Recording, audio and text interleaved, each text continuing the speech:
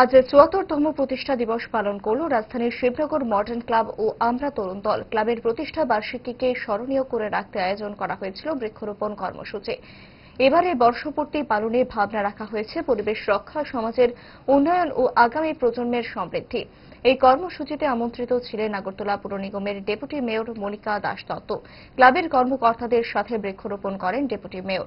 ক্লাবের এই সামাজিক উদ্যোগকে অভিনন্দিত করেছেন পুর নিগমের ডেপুটি মেয়র মনিকা দাস দত্ত।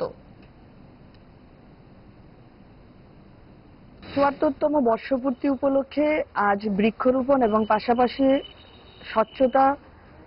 সচেতনতার যে কর্মসূচি আজ গ্রহণ করেছেন ওনারা, এই কর্মসূচিতে আমাদের মধ্যে উপস্থিত আছেন আমাদের কর্পোরেটর এবং ইস্ট জোন চেয়ারম্যান যিনি সুখময় দা, আমাদের যিনি ক্লাব সভাপতি আছেন আমাদের প্রদীপ কুমার ঘোষ মহাশয় সহ এই ক্লাবের সমস্ত দায়িত্বপ্রাপ্ত সদস্যরা আছেন।